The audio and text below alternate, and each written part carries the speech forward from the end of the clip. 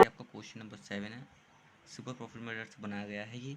तो ये क्वेश्चन मैं सॉल्व करने वाला हूँ कि उसमें मेरी नई वीडियो में आज की में जो आपका नया चैप्टर भी हो सकता है, मतलब नया क्वेश्चन हो सकता है सीखने के लिए नया। देखिए इसमें जो दी गई है इन्फॉर्मेशन उसी को बेस करते हुए मैं बना रहा हूँ इस क्वेश्चन को। ये बीकॉम थर्ड ईयर का क्वेश्चन है।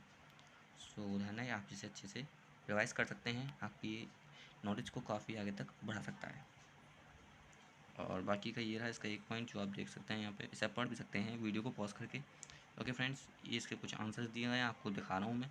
वही आंसर्स मेरे आ रहे होंगे इस समय जो आपको आने वाली वीडियो में सॉल्व करने वाला हूँ। ओके फ्रेंड्स, हेलो फ्रेंड्स, तो मैं आज आपको जो वैल्यूएशन गुडविल का क्वेश्चन नंबर 7 दिखाने वाला हूँ सॉल्व करके, जो सॉल्व कर लिया ना ऑलरेडी पहले से, नहीं तो बहुत टाइम लगता।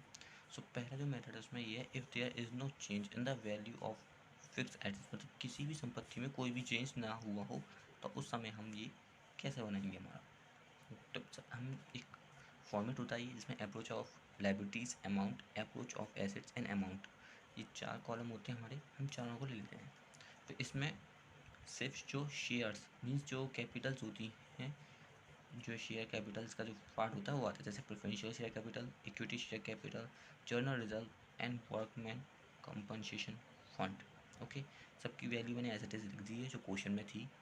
उसके बाद हम approach of asset side means इसमें हम वो सभी हम कह सकते हैं वो सभी संपत्तियाँ लिख सकते हैं, जैसे कि non current assets and current assets, but left on मतलब उन सभी संपत्तियों को छोड़, जैसे कि गुडविल और एक आपके जो डिस्काउंट ऑन डिवेंचर या फिर प्राइमरी एक्सपेंसेस और भी जो भी हो वगैरह वगैरह। तो पहला आता है आपका building, machinery, investment for repair या रिप्रेजेंट जो भी हो, डेबिटर्स, कैश, बिल रिसिवेबल।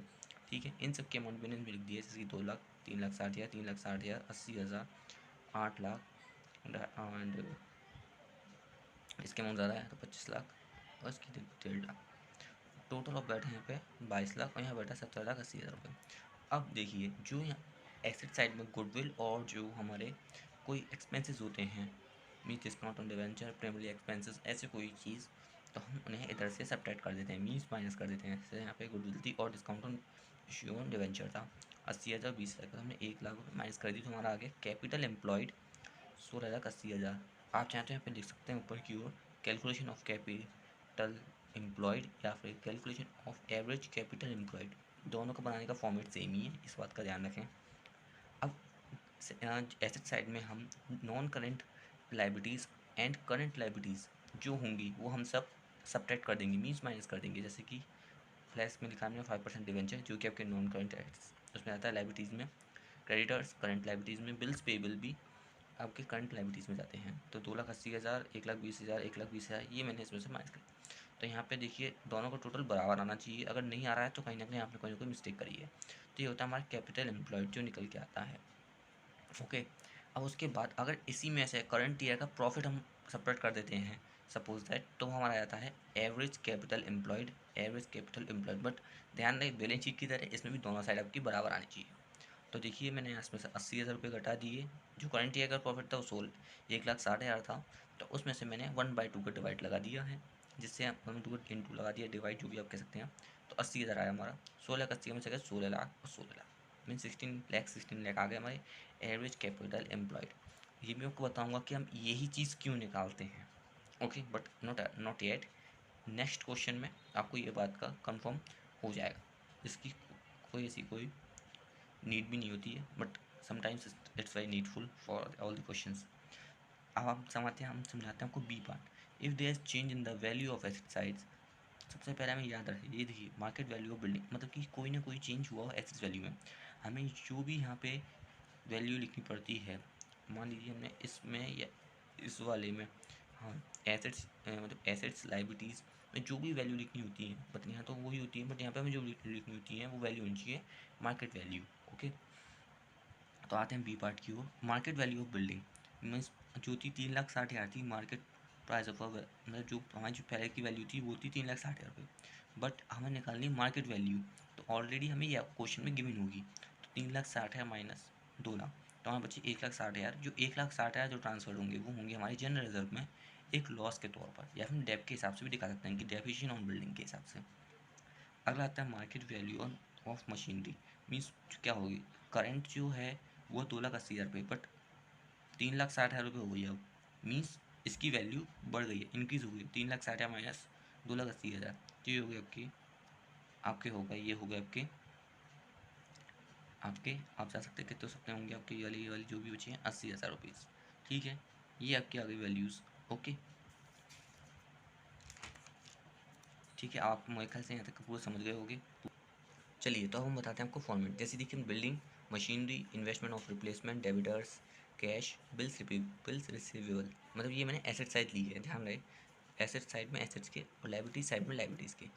जो अमाउंट है वो जो मार्केट प्राइस था सबका मैंने वो लिखा है इसमें, और कुछ नहीं लिखा है। जिसकी जो बड़े, अगर मान लो किसी में कुछ बढ़ गया है तो वो हमारे जनरल में, और जो मान लो किसी की वैल्यू कम हो गई है तो वो आएगी आपकी आपकी डेप्रिसिएशन में चली जाएगी, डेप के हिसाब से। ओके, ठीक है, नहीं तो इसमें मैं बाद में क्लियर कर दूंगा इस डाउट को भी आपके। ठीक है, same as it is, preferential share capital, equity share capital, general reserve, workman compensation fund, surplus on building. मैं यहाँ पे दिखा दिया है कि बिल्डिंग पे हमने जो सरप्लस था, मतलब जो प्रॉफिट इंक्रीज़ हुई थी हमारी बिल्डिंग में, वो थी 1,60,000 की। आप देख सकते हैं मैंने एक एक अमाउंट बराबर लिखी है। Okay, same as it is, यहाँ पे आप, उसके बाद हम करेंगे लेस, टोटल होने के बाद, ध्यान रहे जो भी एसेट साइड में वो लायबिलिटीज़ क्या आनी चाहिए, मीन्स एसेट साइड में हम वो चीज़ लिखेंगे जो लायबिलिटीज साइड की हैं, जैसे non current liabilities and current liabilities, 5% debentures, creditors and bills payables, तो हमारे हो गए total of that. Okay, amount मैंने क्वेश्चन के हिसाब से लिखे, ध्यान रखें। Less goodwill discount on debenture, अब देखिए यहाँ पे आगे डेप ऑन मशीनरी, क्योंकि मशीन की वैल्यू में हमने जो किया था मार्केट प्राइस से कुछ कम था, तो इस चक्कर में हमने लिया। रिटर्न ऑफ इन्वेस्टमेंट, ये भी आपको बताऊँगा रिटर्न ऑफ इन्वेस्टमेंट मैंने क्यों किया है, बट एंड देखिए मैंने सब वैल्यू लिख दी है आपके हिसाब से जो भी है, जो क्वेश्चन में दी गई है। बट रिटर्न ऑन इन्वेस्टमेंट जो वैल्यू है वो क्वेश्चन के हिसाब से ली गई है, जो क्वेश्चन में कहा गया था।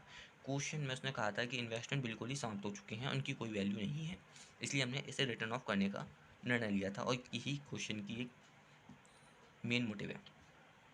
देखिए टोटल करने में आपको आ जाएगा कैपिटल एम्प्लॉयड और capital employed 14,00,000।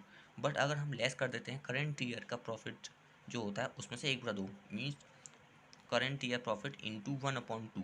Okay, current year profit into 1/2 जो आता है वो हमारा आ गया सीधा 1,60,000 था। तो हम उसमें लेस करने का जो भी हमारा बचेगा वो होता है हमारा average capital employed, average capital employed.